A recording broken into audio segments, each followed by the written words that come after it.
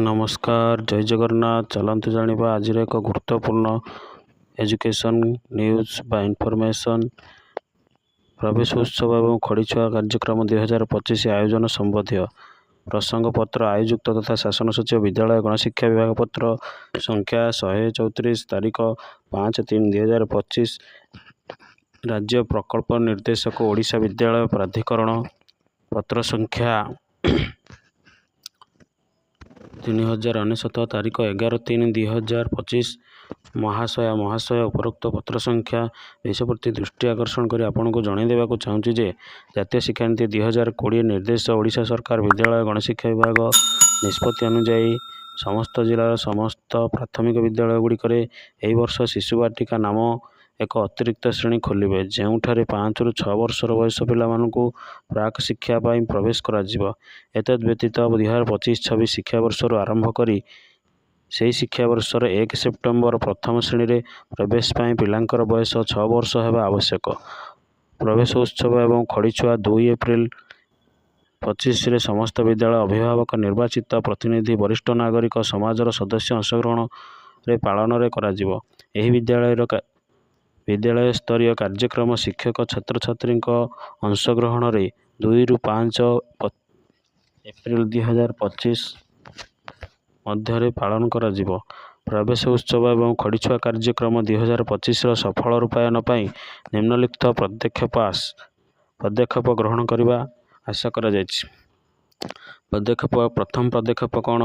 प्राथमिक विद्यालय प्रत्येक प्राथमिक विद्यालय कैचमेंट अंचल चिन्हट होइथिबा पिलामानंकु शिशु वाटिका एवं श्रेणी 1 रे प्रवेश उत्सव एवं खड़ीछुआ निमंते 2 एप्रिल 2025 दिन विद्यालय उपस्थित सुनिश्चित करेंगे। द्वितीय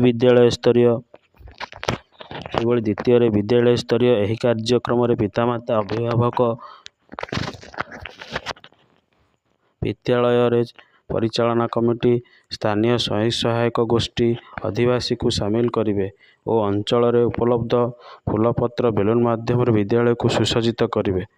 देखंतु प्रथम आपण माने पिला मानंकु विद्यालय को आणिबे, द्वितीय आपण माने संपूर्ण विद्यालय को सुसज्जित करेंगे, तृतीय शिक्षक शिक्षयित्री विद्यालय नुआ पिला पारंपरिक नीति फूल चंदन दे स्वागत करेंगे, चतुर्थ प्रवेश उत्सव अवसर में माननीय मुख्यमंत्री वार्ता को शिक्षक शिक्षयित्री पढ़ी शुणाइबे, पंचम शिक्षक शिक्षयित्री शिशु वाटिका प्रथम श्रेणी पिला डाकी सिलटरे खड़ीछुआ कार्य करेंगे, समस्त नुआ नाम लेखाई पिला किट प्रदान करेंगे।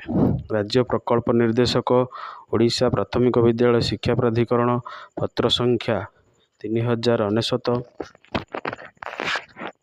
11/3/2025 उल्लेख करथिबा विभिन्न शिक्षण कार्यगुड़ी को निर्धारित दिवस रे पिलांकु नहीं कराइबे। शिक्षक शिक्षयित्री अभिभावक पिलामानंकु पूर्व प्रस्तुत होइतिबा विभिन्न स्टॉल बुलेइबे।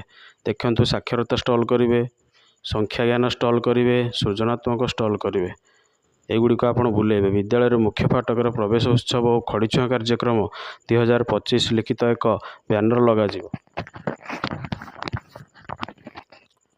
विद्यालय स्तर खर्च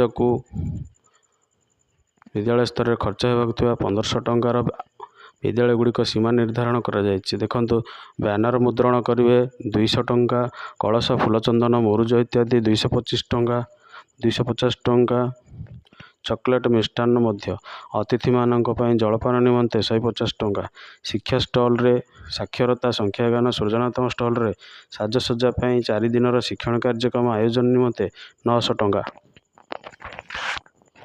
से भली मोट होउछि आपनकर 1500 टंका। प्रवेश उत्सव एवं खड़ीछुआ कार्यक्रम सफल रूपायन निमंते आपन को पूर्ण सहयोग एकांत काम्य। तो यही भाव में आपण माने विद्यालय रे खड़ीछुआ कार्य करेंगे किभली सुचारू रूपे करेंगे, यही चिठीटी आपण माने अनुमय करंतु एवं फॉलो करंतु। और अधिक इनफॉरमेशन पाइबा पाई आम चैनल को लाइक कमेंट और सब्सक्राइब करंतु। जय जगन्नाथ।